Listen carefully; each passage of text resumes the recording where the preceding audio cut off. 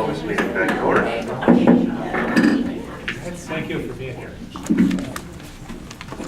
Playing coffee. Okay, budget time.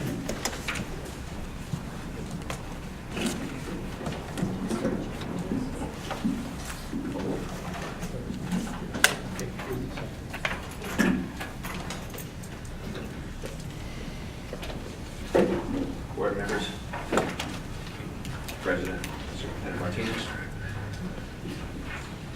We have tonight, under business D, we have 6 action items. And the very first one we addressed in the public hearing at the beginning of our meeting this evening. And just to restate that briefly, under item 1, is that under Proposition 2, the state requires districts to have not more than 2 times their minimum at the full implementation of the local control funding formula. Our minimum is 3%, that would mean 6%. While that is not in effect yet, because we don't have full implementation of the local control funding formula, the required reporting was implemented.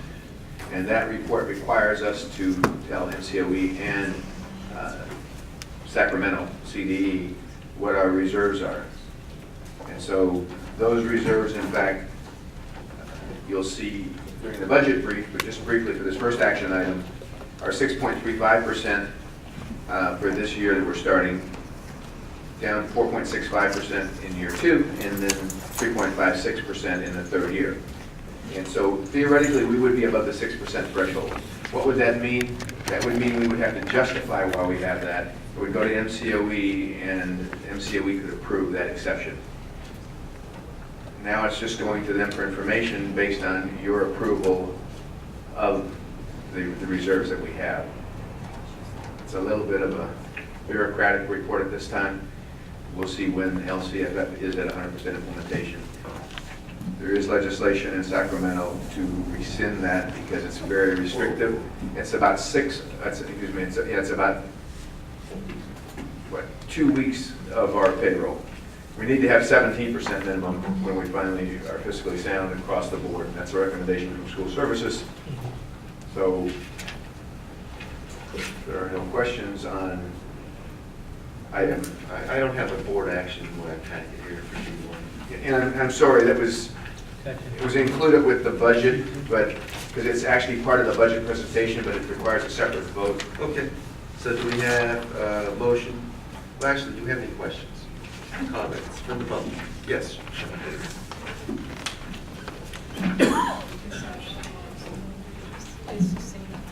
No, I haven't. It's Sean Intercurrent. I'll ask the question again. Sorry, I asked it earlier today from the question I asked last board meeting.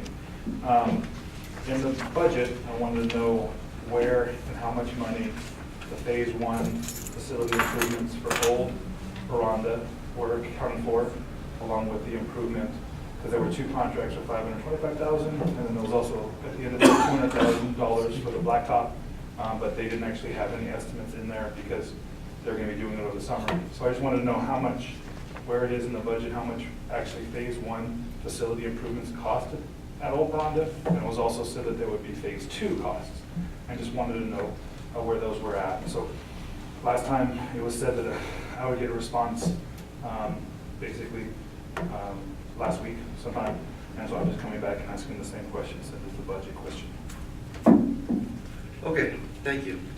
Any other comments, questions? Jerry, I know that we did have that note to get that information to Mr. Henry. Do you have is it included in this budget somewhere? Maybe put it out? It would be embedded in the budget. I can answer that now or after the vote on the reserves. Let's vote on this. Okay, do I have a motion to approve the 2016-17 budget balances in excess of minimum reserve requirements? So moved. Second. I'll second. Okay, all in favor, say aye. Aye. All opposed? Okay, the motion passes. Now we're on to the budget proper.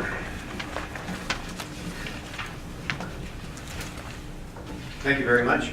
This is our budget presentation for action, and I've got our great controller, Lona Christensen, here with me, and we'll tag team this.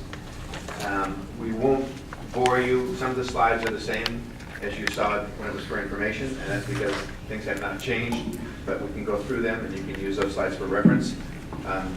I can respond at this time, if you'd like, to what was approved and what was expended for the Veranda DIA. Sure. Under phase one, the board approved $522,975. Under phase two, $168,400 was approved. And in fact, the expenditures were lower in phase one because much of it was deferred into the phase two period of year 15-16.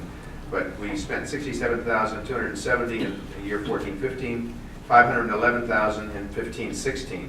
So the total expenditures are $578,270 versus the board approval of $691,375. That means we're $113,105 underspent based on the board approval. With that, I'd like to go into our briefing here. And see if I can do better than Julianne did here. Where are we? We talked about where we are before. Enrollment's been a roller coaster. We're not sure where we're going, so we conservatively estimated flat enrollment. U.S. growth, I told you last time, was 2 to 2.5. It's now down to about 2. And with the recent shock of the British exit of the European Union vote last week, the markets are going crazy. They'll stabilize, but in the end, that should weaken the world economy a little bit, especially the European economy, and they're a consumer of other folks' production, the Chinese and us. So where are we going? Again, enrollment. We'll see if there's a trend to go flat. The state is in declining enrollment. We've been blessed with increasing enrollment for 5 years. Local control funding formula is almost 96% implementation. That will creep up, and at that point, when it's fully implemented, we're going to be pretty flat except for COLAs. COLAs are projected to be very low or non-existent. This year we have no COLA.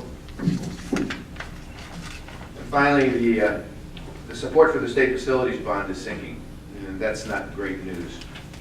That means, I think, support for schools may be sinking, and there's a Prop 30 follow-on to the governor is. Yes? I just have a question about our prediction of enrollment. Why is it conservative to predict flat when the nation is there's a downtrend? You know? The downtrend was so minor, and in fact, with the recovery system, we were able to capture enough to be flat, and we believe that trend will continue. We don't see much growth. We don't have room for growth in terms of new construction in our area. So we have the houses we have and the people in them. As we have younger people with kids move in, we might have a plus up. Overall, we don't want to bet on a significant increase as we did in past years. We were budgeting 100 more a year or more, and we were blessed to have more than that.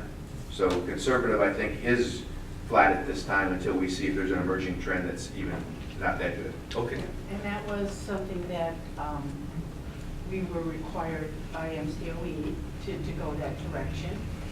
But what's so different about the funding formula that we use, which is a percentage of the enrollment for your attendance, that is not the same numbers you're seeing out here because we fund off of a cutoff date that runs between March 15 and April 15.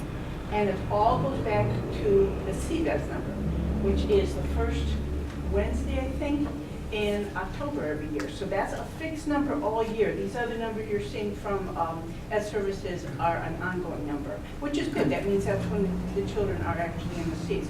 But this CBEDS number is a fixed number of 9,105, and it was 20 less than last year. But that small difference can so easily be made up if we can just get the funding, which is the children present in the seats. And that number, again, it cuts off. Our attendance follows a cycle. It starts here, it actually dips down, and it levels off, and then after the funding, it goes up, okay? We get more children coming in after about April, and May, and unfortunately, we don't get money for those children. Yeah, we have migratory workers coming back in here from Fresno, right? There's some migrant, activity there, yes. But Easter the spring break plays a big part in it, because people take a longer extended period, and that's not a holiday it's a holiday that fluctuates. In March or April, any time in there, and yet we have set cutoff times. So anyhow, it's just the safest thing, and MCOE wants us to do it, so. Thank you. And a quick comment, even at one of our more stable schools, Laurelwood, a couple of years ago, a teacher looked at who she started the year with and who she ended the year, same number of kids, but there was almost 30% turnover in who those faces were.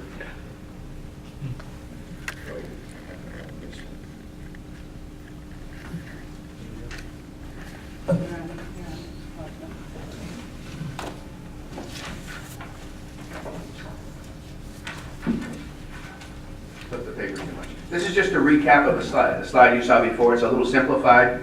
What I'd like to highlight with this slide is you can see that STRS and PERS increases are tremendous. Over 700,000 for STRS and 400,000, over 400,000 for PERS in this year we're about to start, and then another 800,000+ and in the next year. And then you can see the total amount that we pay for both STRS and PERS annually for the next 2 years in a recap of both of them. 6.2 million this year that we're starting on Friday, and 7.166 million in the year after that. So that's not insignificant. The increases alone in STRS over the 2-year period are about $1,500 a teacher.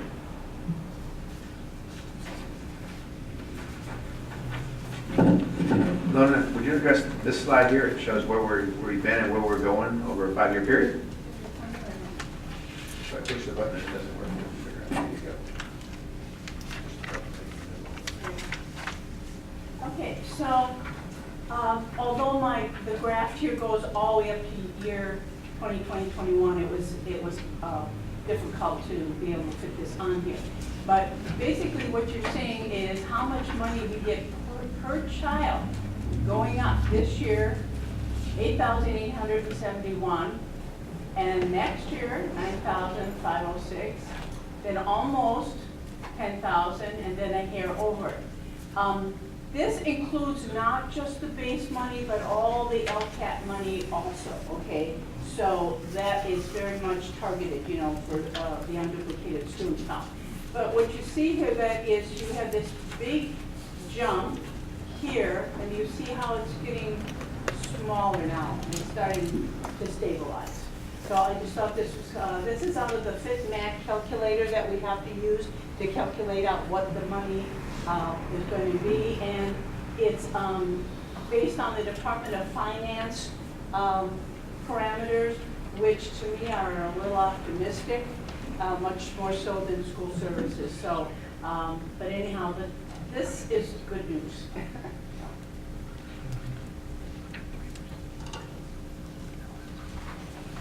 So our state budget, we're at 96% of the implementation of the local control funding formula. That's slightly up from where we were a couple weeks ago.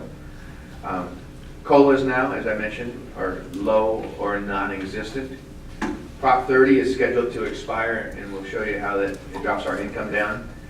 We would hope that we're successful in November and it's extended, but we can't build a budget on hope. So Prop 98 shows much lower growth. As you saw on the last slide in the out year 18-19, it goes down to just about $150, $200 increase over the previous year. So for our expenditure assumptions in the budget, we showed 368 classroom teachers. We included step and column at about 1.5%, and again, our step and column is relatively low. We have a lot of senior people. In some districts with a lot more junior folks, it's as much as 3%. We budgeted in the salary increase of 3% and a benefits increase for classified and 2% off schedule for certificated. We assumed that dental and vision rates will continue to be relatively stable. And we have an emergency meeting of mixing tomorrow to approve the rates for the year, so I'll know tomorrow afternoon how stable is for us. Finally, we budgeted in deferred maintenance expenditures to keep our facilities safe and secure and functional for our teachers and our students at $815,000 a year. For revenue assumptions, again, we're talking flat enrollment. We've assumed a flat ADA at 95.26, and that's a place where we can make some money. If we meet our goal of the 97% or a 1% increase, those are dollars in our pockets that we can put back in the classroom. You see the ratio of K-3 and 4-6. It used to be about 60% K through 3 and 40. Now it's 58-42. What does that mean? Well, we get $7,037 per K-3 student and a little bit more for a 4, 5, 6 student. However, we get something called grade span adjustment, the old class size reduction of another $737, so we get more money for K through 3 students than we do for our 4, 5, and 6 students. So as our classrooms mature with more higher grades and lower, there's a hit there we take economically in terms of our budget. Our unduplicated count is a 3-year rolling average, and it's 84.44. That gives us supplemental concentration dollars. And then finally, we have one-time funds again for the umpteenth time. When I was standing in front of you 2 weeks ago, that was $237. Now it's down to $215. So that's $1.8 million, where it was about almost $2 million 2 weeks ago. It's a loss of almost $248,000 for this district over just the last 2 weeks because they changed that one amount. We lost, $250,000. And that may drop down a little bit more. We're not sure. We've heard some rumors in the budget that was signed by the governor late this afternoon that came out from school services that will be analyzed and going to a class tomorrow, and we'll see where it goes. Donna, the next one is your slide. And you saw this a couple of weeks ago too, and it just gives you a little picture of where the target is going up, and where part of that is we get of that target, and then how much of it is the LCAP, and then how much of it is in the base. It's how it splits out. And of that money, it splits down into more pieces in that we've got your property taxes. And I have to use what the county treasurer tells us on a report. I gotta tell you, we're $1 million higher than this already. We're closer to 17. Anyhow, but what's interesting here, this EPA, this is the top 30. And this, you can see how it drops down. There's a small drop. That's just the loss of the sales tax. And then there's a bigger drop because of the higher income bracket tax money that we receive. But because of the way the law is written, I don't think that unless they change something else that is going to affect our bottom line here as much.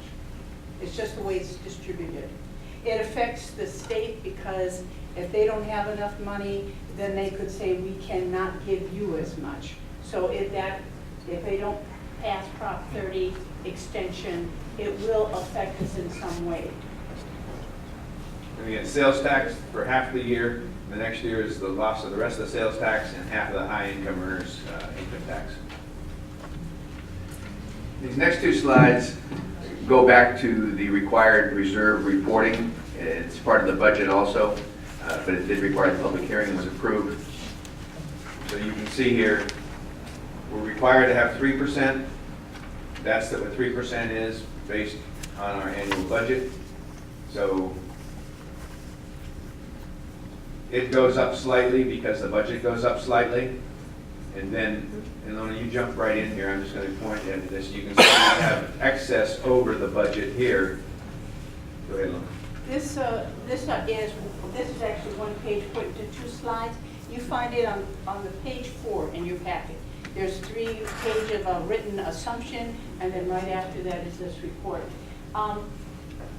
Why does that go down? We're deficit spending.